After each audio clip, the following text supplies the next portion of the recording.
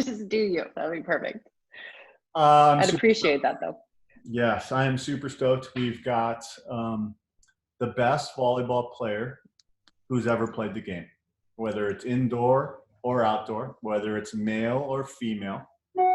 Kerri Walsh Jennings is a 5-time Olympian. She's a 4-time medalist. She's got 3 gold medals. She's got 2 NCAA champions at Stanford. It seems like she was born with the golden volleyball in her hands, and I can't wait to unravel and unwrap why that is and what we can learn with all of our young players out here. Welcome to our Zoom land. Thanks, Kevin. Man, you make me want to be all those things. So thank you for the inspiration. Yeah. Oh, So we've been starting with a little bit of a wellness check, right? And so like a 1, I don't know if Kerri Walsh Jennings has ever been a 1, but a 1 is like you sit on your couch all day long, don't sleep get out of bed. till noon, you're watching Netflix and eating pints of ice cream. And a It's a 10 good day. is you're in the backyard, you are being active, you're peppering with Casey, you are doing workouts, and you're being prolific. So where are you right now? Man, what a question. Well, first of all, I want to dispel the notion that I don't have any ones, because I certainly do. I honestly fancy myself like a lion where I go really hard, but when I'm not going hard, I can, eat Haagen-Dazs and sit on the couch and watch movies all day long too. So I have both sides of me. But largely you're right. I run in the higher spectrum of those numbers. Today, I would say I'm at like an 8+. It's been a productive day. My mood is up. I got a good lift in, and I've been hanging out with the babes. It's raining here in Manhattan Beach, and we got some good volleyball in before that happened. So life is good. And I'm talking with you guys. So that just, elevated me from like a 6.5 to an 8.5. So thanks. Awesome. So all the accolades, all the honors. When did being an Olympian, when did the Olympics, when was that first kernel of like belief instilled in you? Was that like something where you're real young, or is that something that came out much later? My first awareness of the Olympics was I think it was with the original Dream Team, the Team USA basketball, which I think was '88. So Jordan and Bird and just all those old timers. And that was like my first remembrance of like, oh my God, that would be incredible. Like, I want to be like those guys. But then fast forward, and so I was 10 at the time, right when I first started playing volleyball. And then fast forward to my my freshman year at Stanford. My freshman year at Stanford was 1996. And so the Atlanta Olympic Games had just happened. And we had a scrimmage set up with Team USA, the team that had just competed in the Olympics. And in my mind, it was like, oh my gosh, this is a time. I was a freshman, so I was 18.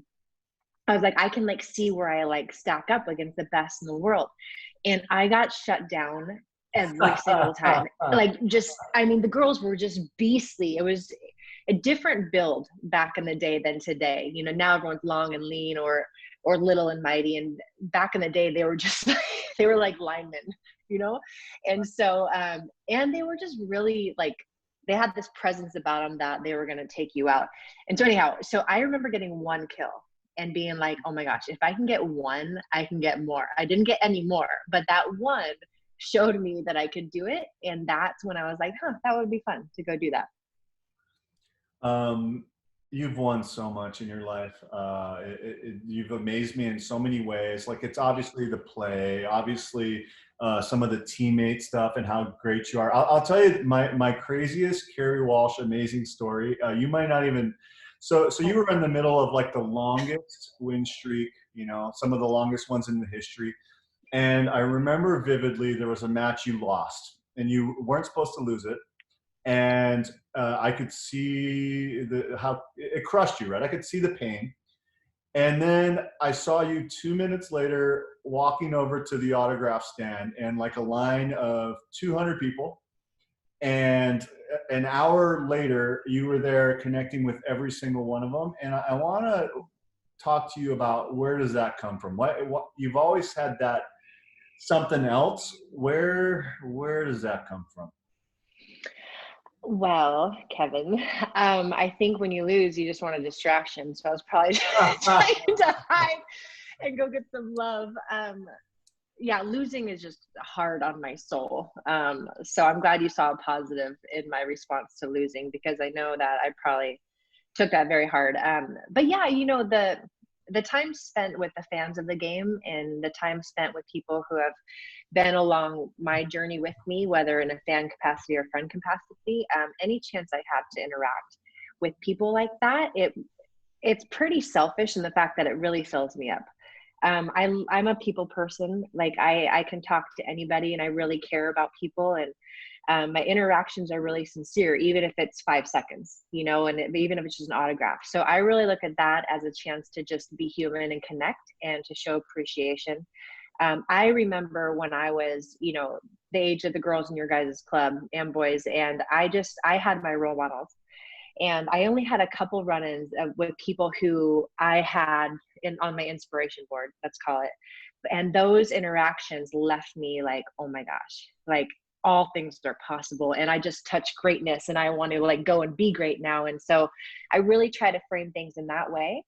And then when I do get to interact with the people who are so kind and so supportive, it really fuels my fire to be the most amazing volleyball player I can be, but B, and most importantly, to be a better human.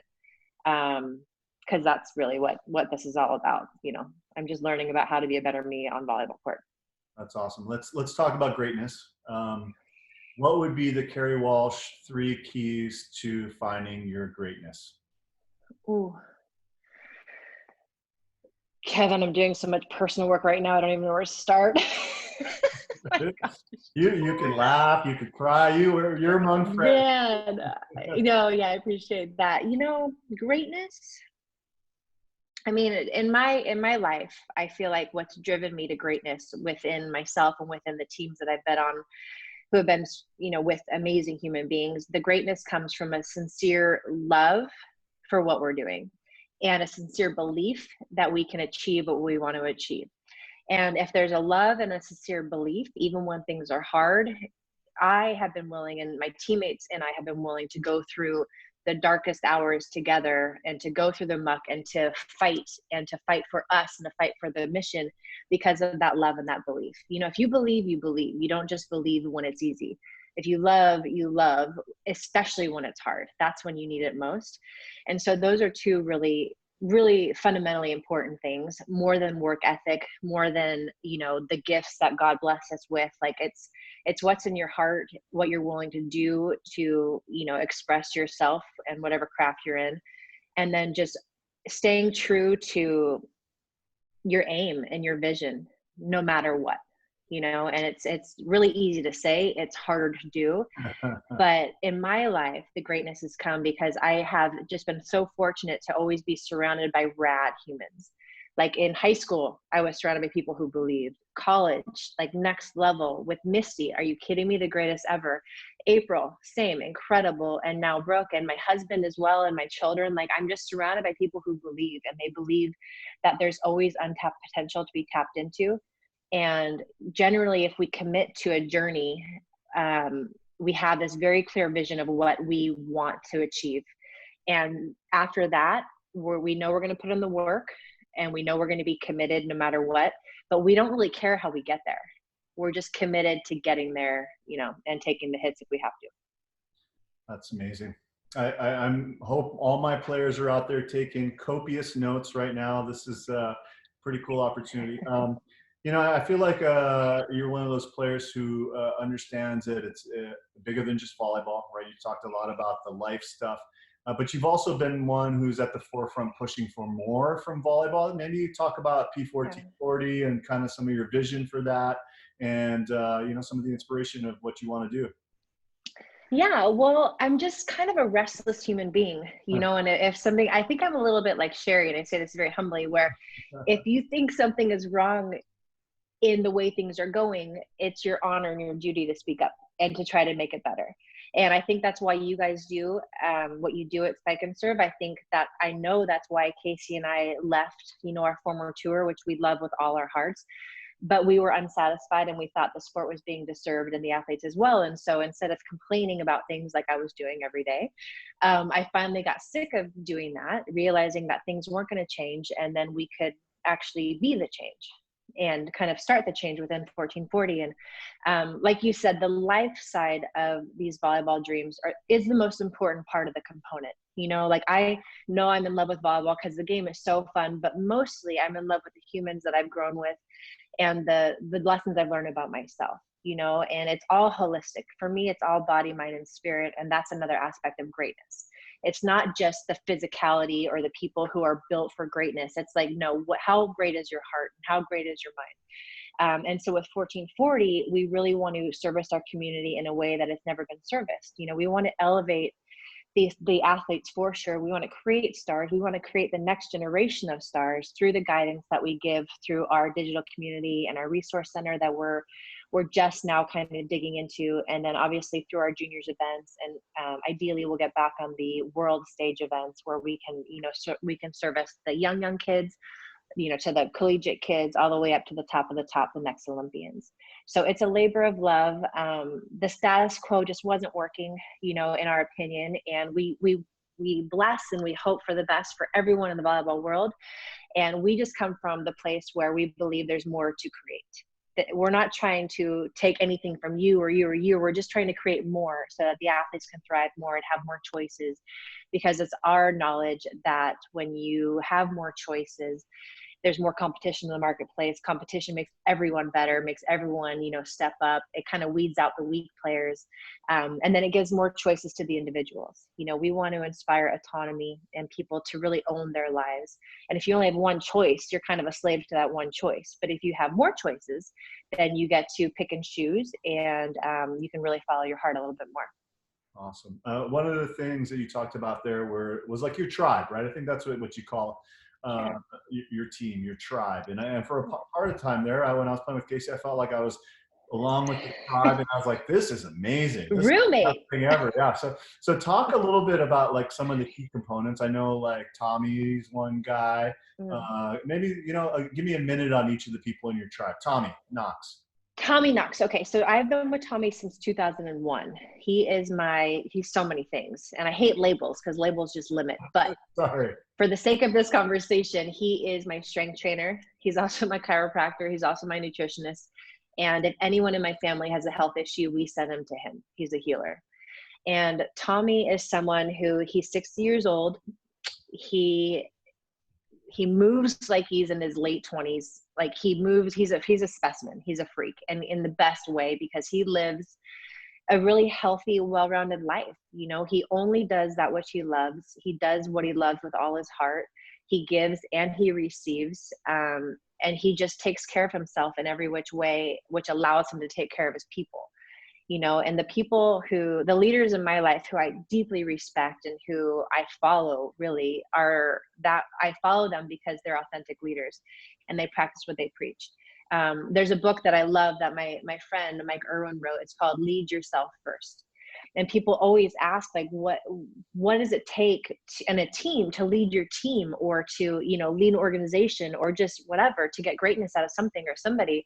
And it really takes authentic leadership. You know, for me and my partnership with Brooke, if I'm asking her to do something that I'm not doing, that holds no water, you know, and it's the same thing in a relationship, you know, with your loved one, you know, with your coach and your team. Like, coaches hold a lot of weight when players know they care, and when the coaches lead by example. And Tommy is one of those people for sure. So Tommy is an angel and a warrior at the same time. I'm going to bounce real quick. We're going to keep you. This is a millennial conversation, which means that we don't go linearly. We go very circularly. That works with my brain. We're good. Awesome. Michelle Baker is asking, who are the coaches that had an early impact? Do you remember what they said, or what did they do that got through to you? Okay, well, my first coaches were my parents. My father, Tim Walsh, is my favorite athlete of all time. I actually think he's being surpassed right now by my son, Joey. Oh my gosh, Joey has something I've never seen before in his presence as an athlete. But so my father was my first coach in all things outside of volleyball. My mother, she's a little bit mighty. She was my first coach in volleyball. And both of them really kind of hit on the two most important things that every other great coach that I've had have harped on. My father was just all about the fundamentals. Like if you master the ABCs in volleyball, it's your ball control, it's your passing setting. If you can have the fundamental skills, you're going to be an asset on any team. So master the fundamentals.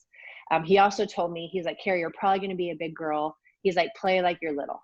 Because when you're little, you have to have more technique. You have to be feistier. You just have to do that much more to, be able to hang with the big girls. So if you're big and you play like a little, you're a champion. So for all the little ones out there, play like you're big, play like the ninja you are, and then take up as much space as possible, because that's what you're supposed to do. God blessed you with whatever you got, so make the most of it. And then for the tall girls and boys, it's like, try to play like the littles. It's such a cool thing, and my parents both really took a lot of pride in the fundamentals. If you're ever in a pickle, what do you go back to? You go back to the fundamentals. And then my mother, she preached that, practiced that, but she also said, Kerri, if you're going to do it, you might as well do it with a smile. If you're going to play, you might as well play to win, and never make any excuses ever. So there was a lot of accountability.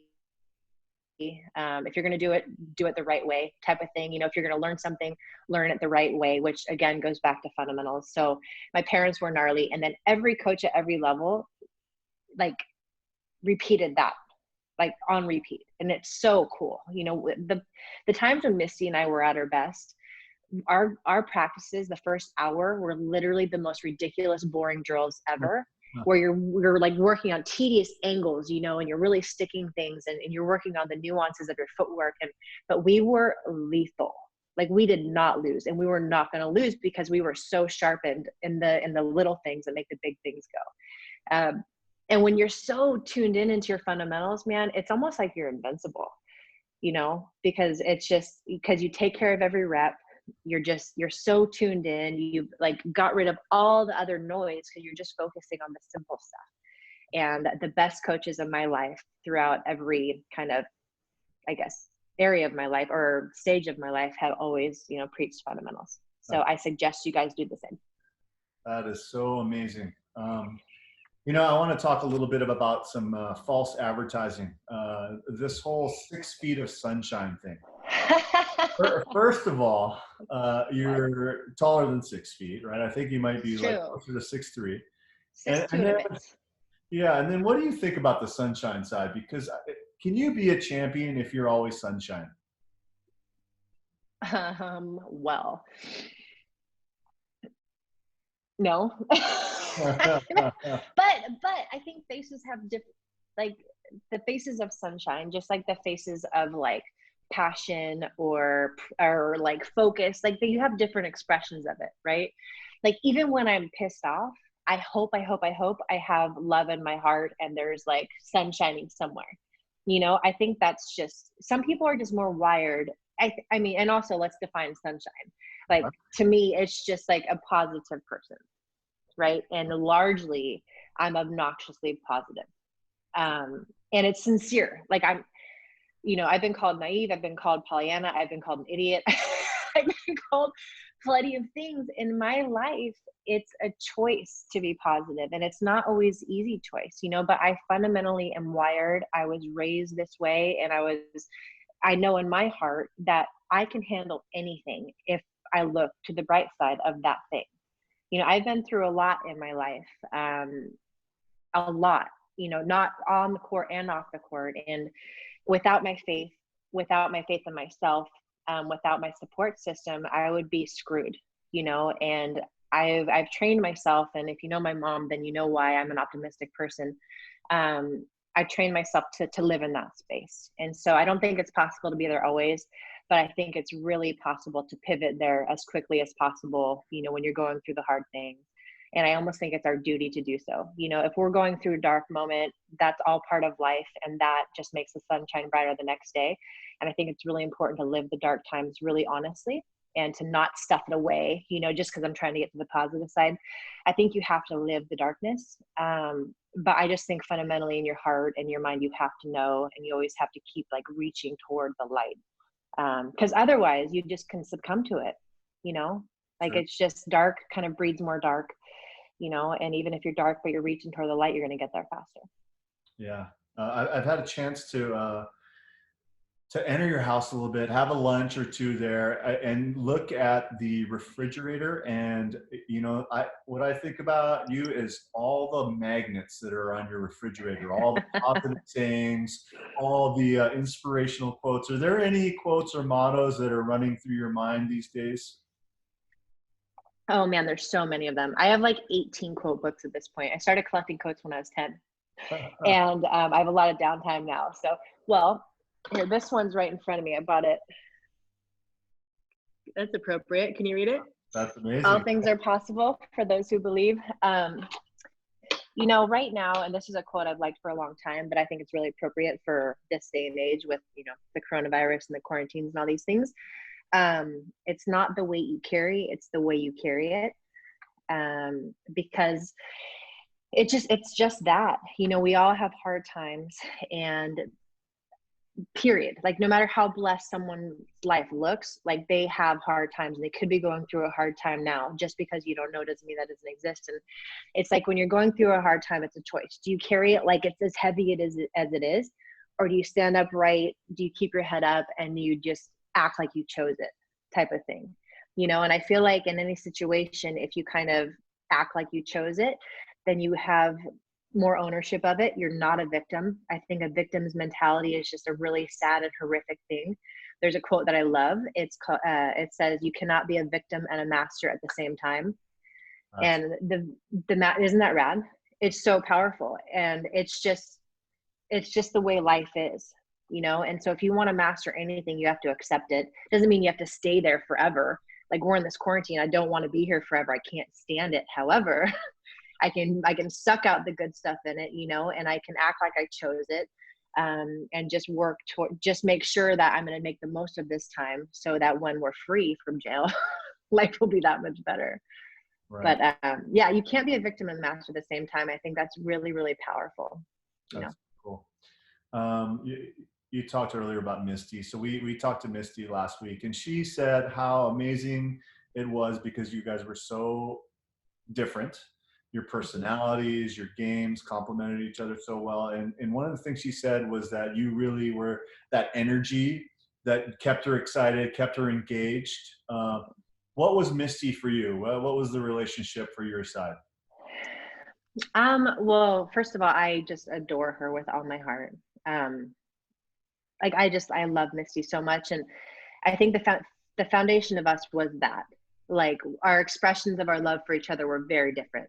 I think I drove Misty crazy by being as obnoxious and loud and, like, inquiring, "How are you doing? What's up?" Like, I have a lot of questions. And if you know Misty, the more questions you ask, the less you get. So it took me about 8 years to figure that out. And then I finally stopped asking questions, and then she'd open up to me. It was so cute. But Misty was, she's just magic. Misty in herself is a magical human being. Her heart is as big and as pure as it gets. And for me, she was just so consistent in how she showed up and who she was as a human, that it just comforted me, because how I am. Like, I obviously talk fast. Everything's fast. And no matter how hard I try to slow down, I don't operate that way. And Misty operates that way. And there was something that really just allowed me to kind of anchor and feel safe with her. And it's really powerful, because if you can get two polar opposites to work together, there is a major magic there, because you cover the whole spectrum. And so with our personalities and our expressions of energy and excitement and belief, I think our differences really were magical. And that's why we won so much. But I just can't say enough about Misty. Her game is just, what do you say about perfection? It's just so pretty. And even on her worst days, she was the best one on the court, and she made my life so easy. And what a gift, like, period. She's my sister. Like, I just love her so much. You guys were pretty magical. Yeah. Christine Hyder is asking, what would you and Misty say to each other when things were not going well? Like, I remember some big matches that you guys were able to turn around. I remember the China match. I think it was the semifinals in London. Yeah. So what would you lean over, and what kind of advice would you give to the younger players about how to talk to each other when things are not going well? Well, I think staying connected fundamentally is the most important. You know, if you get in the habit of like high-fiving, eye contact, any kind of connection when things are good, if you get those reps in practice and on the court when you're kicking butt, when you are struggling on the court, it's a habit, so you stay connected. And I think human nature, when one of us are in a funk, when we're both in a funk as a volleyball team, we tend to isolate and go internal. And that's like a recipe for disaster. And what Misty and I did, I think, better than anyone I've ever seen really, is just we stayed connected. And if she was pissed off at me, I respected that. I didn't like it, but I respected it, and I knew she was right, and it made me work harder and own myself more. And if I was frustrated with her, kind of the same thing, you know, because we had that level of respect and love for each other that we could handle friction, which is really, really great. You know, also, so in that China match, we were getting our butts kicked game 1, 14-7. Like that's a butt kicking, right? And I distinctly remember being like, Miss, they're not comfortable. Like, can you feel it? They're killing us and they're not comfortable. Like, let's just outlast. And we have a lot of conversations about outlasting, you know, because a lot of people come out hot and heavy, you know, and you just have to know your strengths. You know, if you can just keep it close or just stay with it. Like, I mean, how many times did you go on a 5-point run? Like, it happens often, you know? So we were just kind of waiting for like our one thing to happen. And then all dominoes started to fall, but we just stayed together the entire time. Something that I think April and I did really well in Rio and always was we always focused on the good. So what's working, you know, like we're having problems in this area, but let's focus on the good. And that was really, really powerful. After we lost the semifinal match in Rio, our coach, Marcio Sicoli, he said something I will never, ever forget. And I'll tell every team I ever speak to. He's like, you guys, whether you're up by 10 or you're down by 10, just stay together. Just stick together. And I remember the semifinals, we lost game 1. I was playing like crap. I was doing that thing where you go internal because you're just trying to problem solve by yourself, but you're not leveraging the magic of your team if you do that. And I remember like early game 2, we were down and April like grabbed me because I was just like kind of mindlessly trying to play. And she grabbed me. She's like, Kerri. And she made me look at her in the eyeballs, and it changed everything. Like just that one moment. Yeah, I don't even know what she said, but it was just like, I'm here. We're here. Let's go. And so, you know, when things are going wonky, I just think it could be a butt slap. It could be a high five. It could be like, let's effing go. You got this. We got this. But just staying connected is the most important. That's amazing. Madison Courtney wants to know, you're really good at basketball as well, state champion. Oh, wow. The team was. And why did you pick volleyball over basketball? Because I was way better at that. You should be able to dribble if you're a basketball player. You know, to be honest, you know, well, first of all, I played a lot of sports growing up, like all of them. And I have a big brother, so I was fortunate to always be on his teams. And I just was one of the guys, and that was always fun. And then at 10, I found volleyball in the 5th grade, and I played all the other sports and volleyball. And I was just in love with volleyball more than anything else. Like in high school, when I was, 14 through 17, my idea of an amazing Saturday night was peppering in my backyard with my best friend. Like that's how much of a nerd I was. And I'm not ashamed to say it. Like it was just so fun for me. And basketball, though, I didn't love it, but it made me much stronger for volleyball. The contact, like I was, like 6 feet tall, and I weighed like 110 pounds, and I got my butt kicked, and I didn't belong there, but it made me faster. It made me be scrappier, and it really made me mentally and physically tougher. So that's why I played. My Nana, she was really sick during my high school years, and she loved it as well. And if I would have quit, it would have broken her heart. So I played a little bit for my Nana as well. But ultimately, I'm so glad I played, because I didn't like it, but I loved what I got from it. And so that taught me a lesson. Sometimes you just got to put up with the bad to get the good. I loved my team. We were a great team. We won a lot, and that's always fun. But ultimately, the discomfort that basketball gave me, I think, showed me that I can do hard things, that I can, take a beating and still show up. And that discomfort is a place for growth. So that's why I played. You were a starter in basketball too, though, right? Yeah. I mean, I just have insecurities about my game. I scored a lot of points. I got a lot of rebounds. I did all these things. It's because I was so bad at basketball that I had to be really fast, and I got a lot of steals. Like you know, I wasn't a craftsman in basketball. I was just a hustler. Tell me if this is real, because this is in Wikipedia, but it seems so strange that I was like, My husband is not in the WWF. no, not that, not that. Did you see that one? No, I didn't see that one. But here's People what were like, are you kidding me? I didn't know that about Casey. Extreme dodgeball, is that really a thing? Oh my God. Don't find the video. Yes. Oh, 0-10. You did not win one game in extreme dodgeball. Kevin, I was shocked because I used to be the queen and the king all at once when I was, you know, in grammar school. And then all of a sudden you're 6'2" and $160 and I can't play dodgeball. So I was actually really disappointed. But it was so fun. I got to hang out with Mario Lopez, who was on my team. He was so nice. But it wasn't all me either. We were terrible, but I was not great either. Okay, jumping around again. Michael Gervais is another guy who is in your tribe, who like blew my mind away in the one session or two sessions I had with him. Yeah. Mastery, right, is a big thing for him. Maybe give us a couple of minutes of the Michael Gervais gold. Man, you know, the first thing about Gervais, why he's so powerful, I think, is that he meets you where you are. You know, there's zero judgment. He's there to help you become who you want to become. And generally, for me at least, he helped me drop pounds and pounds of baggage of insecurities, of these false notions of perfection, of, you know, just things where I was limiting myself within my relationships because out of fear.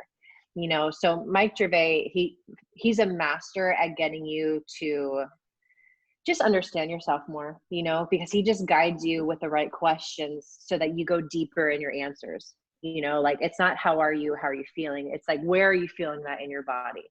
You know, when you think of this, you know, what kind of emotions come up? Like, he asks questions like, how do you want to feel when you compete? I mean, I still don't have an answer, you know, and it's just, but that's awesome. Like, what a great exercise to do. And ultimately, I'm like, I want to be a hunter. I want to feel like a damn lion out there that everyone else is my prey. That's what I want to do. And because he's just a big proponent of visualization and, you know, like living your victory before you even get there. You know, kind of Conor McGregor style, like just visualizing. So are you like literally seeing yourself as a lion out there, or is this like figuratively? Is it literally like, what do you visualize? Both. You know, I should send you a video that Casey made for Missy and I prior to London. It's the most amazing highlight video. And he asked us, he's like, A, who are some of your favorite athletes? But B, what are your favorite animals and why? And there's this scene with lions and a hyena. And it's so graphic and it's so dope. And it's like, that's who we want to be. We want to be on the hunt, you know, and Mike Gervais and also this other Laird Hamilton, we've done some experiences with both people, and they talk about the actual hunt and when a lion is hunting an antelope, right? And both animals, they are where they are, and internally, everything's happening the same. Their heart is pumping, there's fear, there's excitement, there's everything, but only one of them is choosing to be there. Right. And it's the lion, and the lion therefore has the upper hand and all these things. And so he's just like, you need to frame your situations like that. And so for Misty and I, who are very visual people, who right before London, we had lost our mojo. And he helped us find our lions inside. And Casey made this amazing video. I will send it to you. And I hope you show the girls, because after they know Misty, I think they'll appreciate the video. But it was just a reminder of who we are. You know, and Gervais reminds you who you are, you know, and he makes you like take count of the good. So you recognize that you have to celebrate the good within yourself. You know, we're all such harsh critics. Like, I'm such an a-hole to myself every day, and I don't want to be. It doesn't serve me. It used to serve me, it used to drive me. And now I'm just like, maybe I am terrible. Maybe I don't belong, you know. But if you can get into the habit of just focusing on what you're doing good and loving yourself through what you're not so great at, you're just going to get to greatness faster. And Mike Gervais has done that in my marriage. He's done that, you know, with Misty. He did it with April and with Brooke. And he's really wonderful. Finding Mastery is his podcast. And for all the parents out there, I highly recommend it. And for your girls as well. It's powerful stuff. And so like, really, maybe just, if I'm with my team and I'm not Dr. Gervais and I don't have all these years of experience, what are some questions that you would say like, hey, these are the ones you can start with? Okay, well, there's a book called The Way of the Champion, which I think perhaps could be, reading for your club. There's some exercises in there, which he had us go through. This was, 2009. So a long time ago, 10, 12, 11 years ago for me. But The Way of the Champion is amazing. But fundamentally, it's just like, who do you want to be? How do you want to be when you compete? What are you afraid of? And that's kind of the starter kit, and you have to be brutally honest with yourself. And when you're working with him or you're working within a team setting, you have to have the courage to be honest with your people. And that's really hard. It's hard to say out loud, I get so nervous on serve receive, or, when I make a mistake, I just want to run and hide. Like, those are hard things to say out loud. But we all feel those things, period. Like, knowing that, I think if you share it, then you're going to hear the experiences of your teammates being like, oh, I live there too.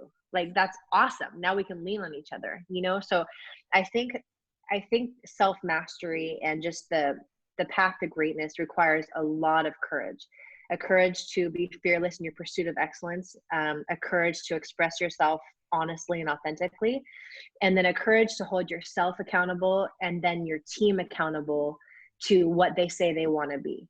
Right. So if I want to be great, but I'm, sneaking Haagen-Dazs on the side, or I'm not, or I'm going to bed at midnight because I'm on social media that late, or I'm not eating right, like all of these things add up, and the way I talk about myself, like if I'm an a-hole to myself and I'm talking, just bad about myself or teammates, like that needs to be clipped, and these are things that we can all control. Some are easier said than done. But if you create a habit around it, and then you have like a circle of accountability and love and trust, then man, everything's possible. So many lessons and so much knowledge. Where can we track the progress? Where can we tap into a little bit of this? Is it like social media? Do you have a YouTube channel? Where are the things that we can get in our Kerri doses? I'm hesitant to share everything with you guys because it's so obnoxious. So 1440 would be my first request, and we're revamping the company right now, so it's so exciting. So everything's a work in progress. But last week we launched a YouTube channel with Casey and my husband and I, who's so full of wisdom and knowledge and love and passion, and we're trying to keep the show short. It's every Wednesday at 1:30 Cali time, but we're trying to keep it to 14 minutes and 40 seconds. Because who wants to hang out with us for an hour? So it's really hard though in that time to get across deep wise things, but we're going to figure it out. So YouTube live on Wednesdays, 1:30 PST, social at Kerri Walsh, and then at platform 1440, the number 1440 across social. But yeah, I steal from everybody. Like, if I'm inspired by you, I'm going to watch you, and I'm going to learn from you, and then I'm going to go post about you, and then I'm going to make your wisdom mine and own it, so that I can go share, the knowledge that you've given me and share it with the world. And that's basically what I do on social. Nothing is original, but I live it, and then I can own it and claim it. So 1440 is also a place where we get to share experts with you, whether it's Gervais or Tommy or Kerri, or I have amazing nutritionists and people who help me, in every level. And ultimately, they're all going to live at 1440, and I can't wait for you guys to experience them. Quick minute on nutrition. Are you one of those people who's eating 6 meals a day and you're everything's measured with a teaspoon and stuff? Or gosh, no. Where are you at? Man, well, first of all, the discipline of eating is the hardest thing in the world, especially in this time of quarantine. The first week, I'm like, oh my God, I'm going to pack on 30 pounds because I can't stop eating. But then I started instead of eating, I eat 3 meals a day. But I used to snack, every 2 hours, have something. And then I'm like, I don't know if my body was built that way, because every time you eat something, your insulin levels spike. Right. So, and I don't necessarily think that's good for me. And I wasn't feeling that great. So right now I'm trying to eat 3 really good meals. The first thing I think when I'm eating is what's my protein source? Because I don't want my insulin to go like this. I don't want to just have a piece of fruit on its own or a piece of junk or bread or whatever it is on its own, because I don't want my body to suffer the fatigue afterwards or the inflammation or whatever. So the first question I think of was, what's my protein source? I'm not a perfect eater.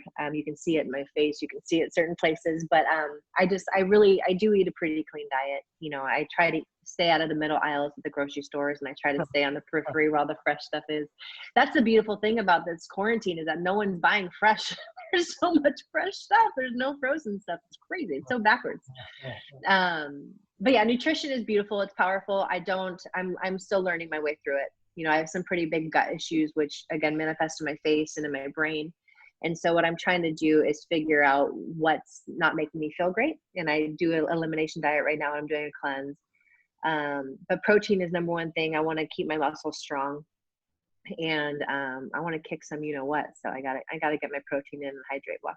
Yeah, let's talk about kicking. You know what? You guys are in really good shape for Tokyo, which is now 2021 Olympics. So maybe talk us through that. Talk us through the what's your thoughts on the Olympics right now? Man, so when we first found out that it was canceled or postponed, excuse me, I cried, and I had a good cry, and I was like, what the hell does this mean? What's happening?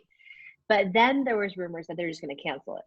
And so that rumor took my breath away and made me so sad. But then the bright side is it's just postponed. So it was an easy thing for me to celebrate, because that's awesome. I have another year to just sharpen and become amazing. And Brooke and I were the number 2 American team right now. 3 and 4 are too close for comfort. I think one might be possible now, depending on what the schedule they come out with. That would be my dream. To qualify as a top American team. My dream is for us to qualify top 5. And I think that's possible. Right now, I think we're number 5 in the world rankings wise. And why I'm so confident, we were so bad last year, and yet we are the 5th team in the Olympic rankings, and we're the 2nd American team, and we were just a poop show. And so Brooke and I are working so hard, you know, in this time where we can't play a lot of volleyball, we're still doing our training with Gervais. I'm doing a self-authoring program with Jordan Peterson, who has become like a new hero of mine. He's incredible. If you guys want to check him out, just so much like self-accountability, and, you know, just it's amazing. It's amazing. So we're doing a lot of kind of the off the court stuff that we would normally do in off season, lifting and doing all these things. But Brooke's rad. She's really special. She's like a secret weapon that the world's about to find out about, because she reminds me of Misty in a lot of ways. Obviously Misty's Misty, but Brooke is Brooke, and Brooke is dope. So I just can't wait for us to become a team, because we weren't really a team, you know. We're both, you know, just kind of becoming a team. And so I can't wait to do that. And everyone's in trouble, Kevin. I love that. Well, they got a year. We all got a year, right? It sounds like. Yeah. Yeah. Ellis Barwell wants to know a mindset. Huge part of the game. Obviously, you've got such a strong mind. I would almost add it one more. It's like, what's the mindset before the game? What's the mindset during the game too? How do you prepare? How do you look at that? Well, I think consistency in life is really important. You know, like I train the way I want to compete. I think before a game the way I think in a game. And basically it's all like, if I'm walking to the court, if I'm on the warm-up court and I see my competition, in my head I'm like, you're going down. Like, this is like, literally Troy Tanner told me that, Kerri, when you see someone at breakfast in the morning, you see Germany, tell them you're gonna win. Even if they don't hear you, just speak to it. And I love that. Like, hell yeah, you know. So that's kind of the vibe that I try to live in. What I'm really trying to do now, because I feel like that's almost, I don't want to give them too much credit. Like, not that they don't deserve me to like acknowledge them, because they do. They're all my friends and they're amazing. But I just want to more internalize my process. Like, I want to show up with all of me and dominate. I don't care who I'm playing. You guys are nameless, faceless. We're going to kick ass because we're on point. And so my thought before a game, really, since I do run so high and I'm like naturally ready to go at all times, it always feels like game time, is to slow down and to really make it a priority to have 15 minutes of quiet, no music, no people. I find a shady spot somewhere or a quiet corner, and I breathe and I kind of daydream and visualize the whipping I'm about to put on. And it's really fun, but the quietness is really, really important for my brain, you know. And the breath is really important as well, because, you know, if you can get your body physiologically to a place where it's calm, then you can be a ninja, you know, and you can respond instead of react, and you can kind of be more in the flow state rather than kind of being like laser focused on one part of the game. You have it all in scope. So that's kind of my process pre-game to get into the hunting mode. And then when I'm playing, man, it's just, I'm trying to become more of an analytical player, because I'm very instinctive, I'm very intuitive, and I don't think a lot. And I think that's a good thing, and I think it's a bad thing. Brooke she's very deliberate, and she knows her outs. She knows everyone's weaknesses. And the way my brain works, I would be like, wait, okay, so when she drops here, where do I go? And it would take me out of my flow, right. You know? So I'm really working on all of that. But I feel like I can be like Brooke, but also me if I just live in the moment, you know, because if I'm in touch with my senses and my intuition, I've played so much and I've trained so much that I'm going to get the best out of me. So my job pre, during, and post is to be right where my feet are. That's what Michael Gervais says. Be where your feet are, which means be in the moment, own the moment, because literally that's the only point of power you have in your whole life. Can't change the past, can't affect the future. The only way to affect the future is in your now. And so that's kind of what I try to do, is live in the moment with all my heart. Yeah, I was just going to ask that question about living the journey. This is your quote: live the journey, don't be so focused on the end result. And you just answered pretty much that whole thing. Well, there you go. You know what's amazing? I believe it. It's all authentic, right? It's like, this is you. These aren't quotes. These aren't just sayings. They're like, they've become. Is it because you've told yourself so many times and you've gone through this hard work and all this process? Is that why it's so you? Yeah, I just believe it, you know, and I've lived both sides. You know, I've lived, not a lot, but I've lived, like, I was just thinking, like, the cynicism compared to the positivity, or, you know, the darkness to the light. Like, I've lived so much of the spectrum, you know, and I know where I feel good. And I ultimately, in this journey and in life, I want to feel good. You know, I want to feel good because of the decisions I made. If something doesn't feel good, if I make the wrong decision, it's based on how I feel about it. You know, not necessarily the end result, because I've won an Olympic Games so focused on the end result, which is where that quote come from. And I almost lost my marriage. And my deep friendships were in trouble because I wasn't paying attention to the life side of life. You know, I was just focused on this one goal that I couldn't even like make happen. Like, it was 4 years in the future, and I lost 4 years of life, you know, to a certain extent.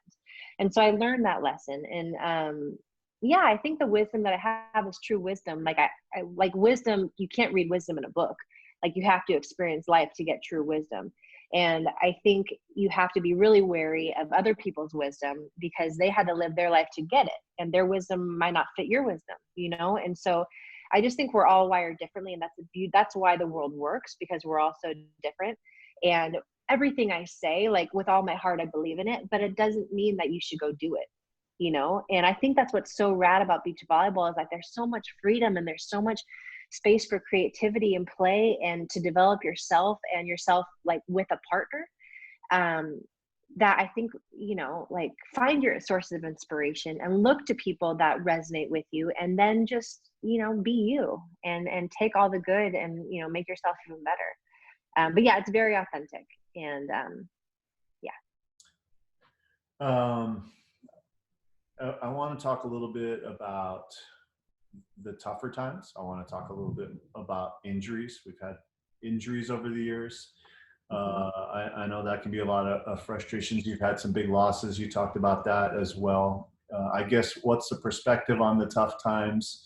You know, like, what would your advice be to people who are going through the rehab and healing process?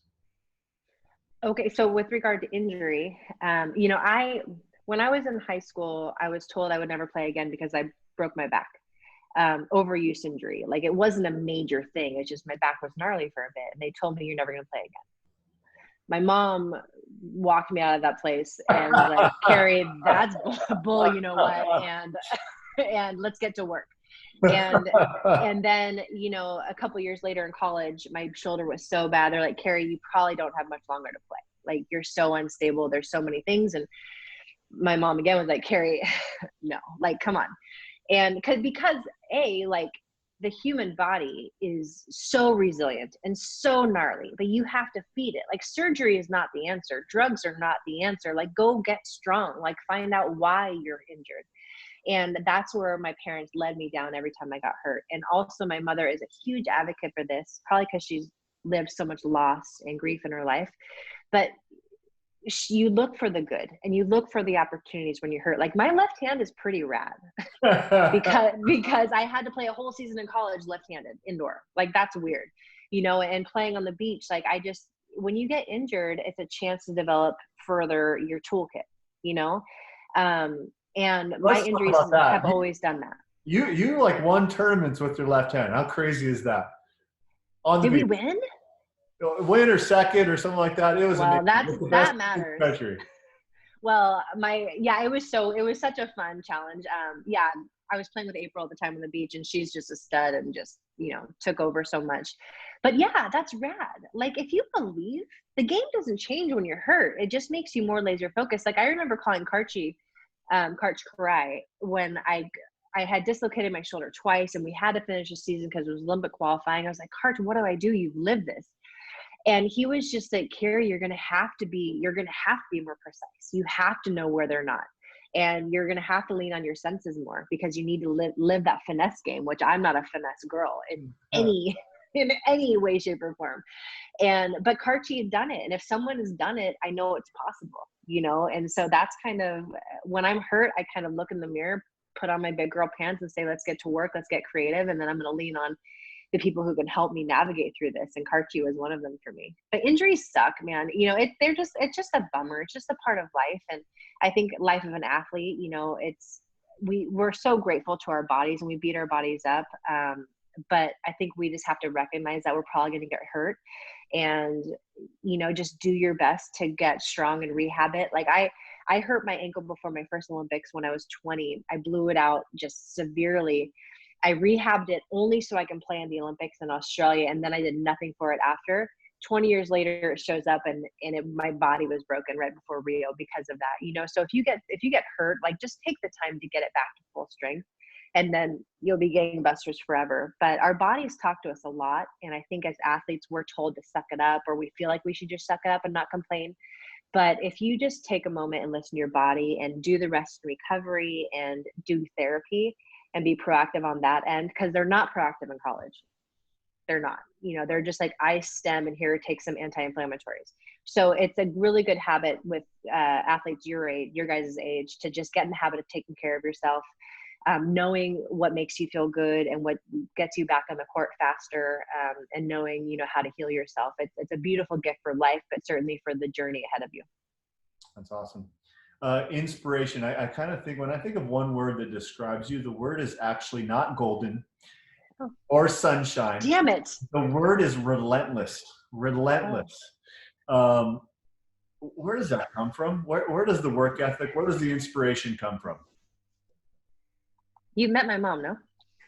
Tell us about your mom. And everyone says the competitive streak, the willpower is all from your mom, Margie, right? She's gnarly. Like my mother, man, she's 5'7", so she's a peanut in her family.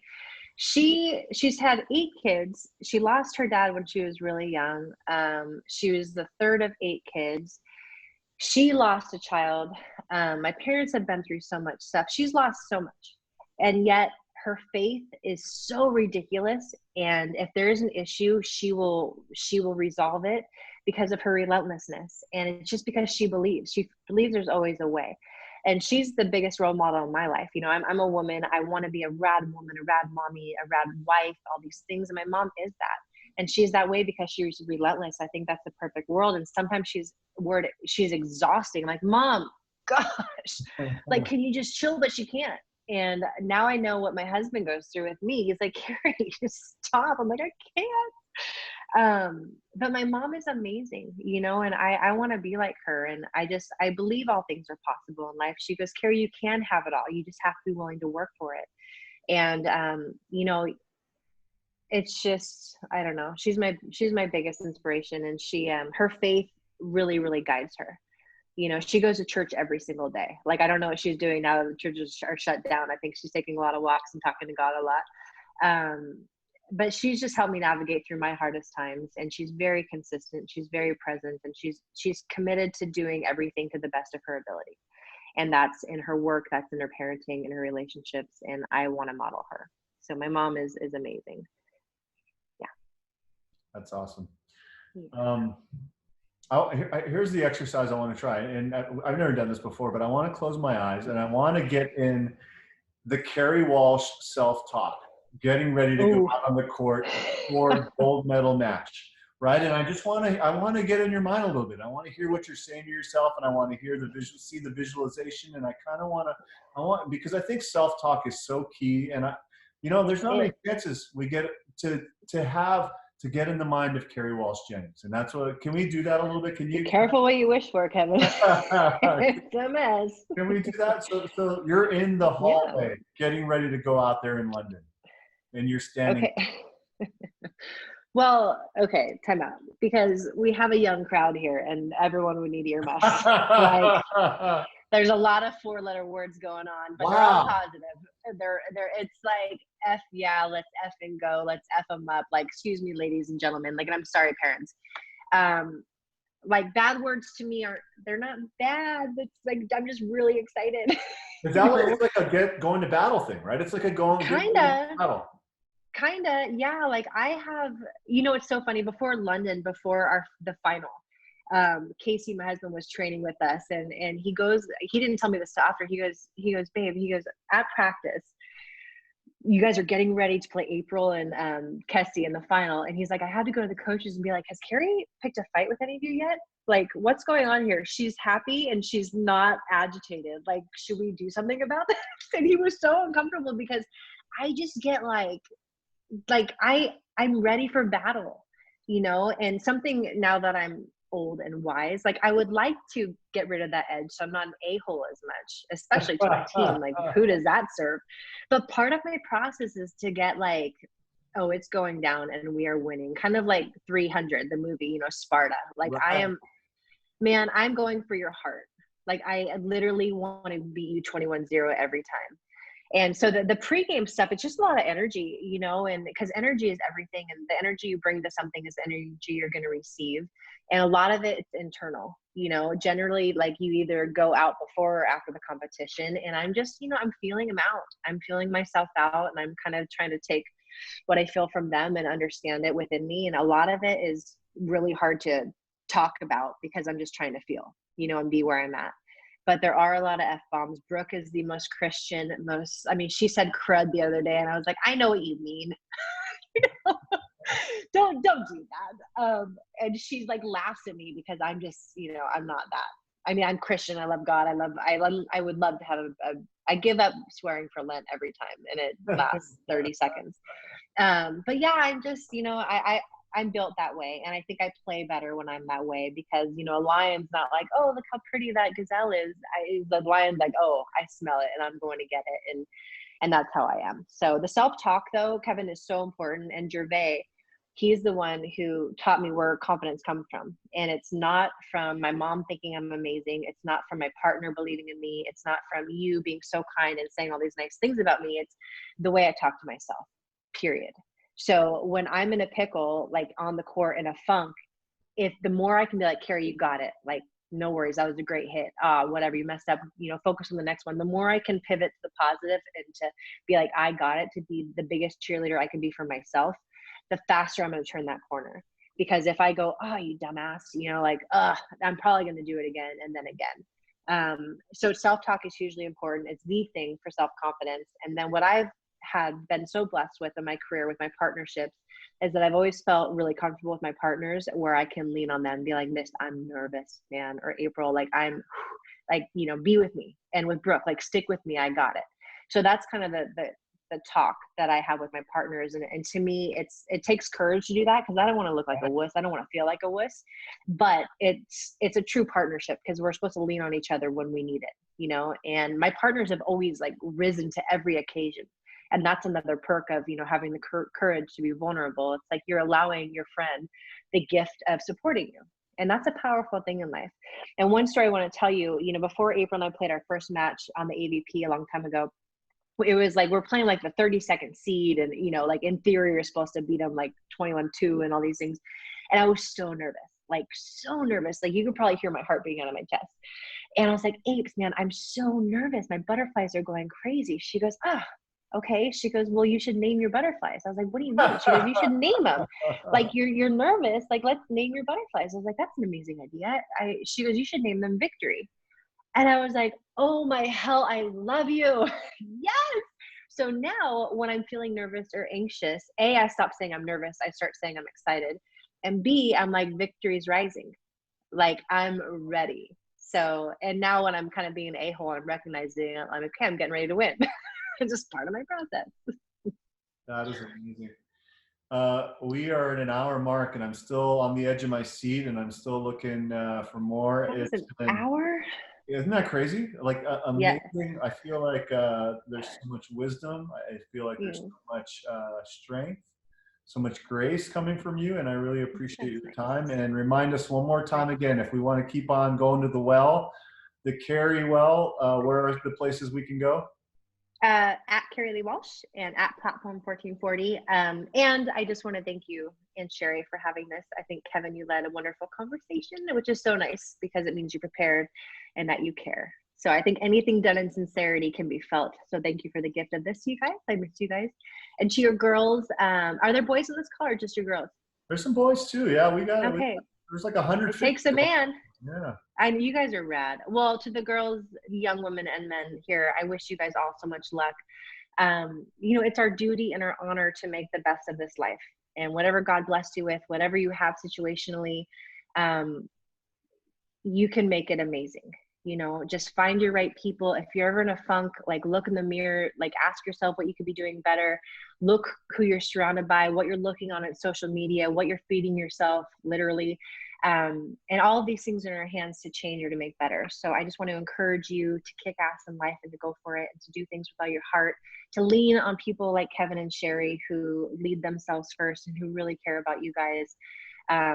I think that's where the best things in life happen, when you can find people who love you and who support you and who can hold you accountable and make you want to be better.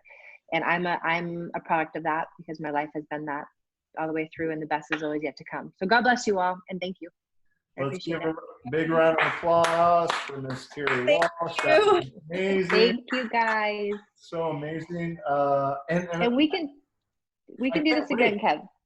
Can we? And I can't wait. Think about this: is in about a year and a little bit, we're all going to be watching you on the sands of Tokyo, and you're going to be. Won't you be there?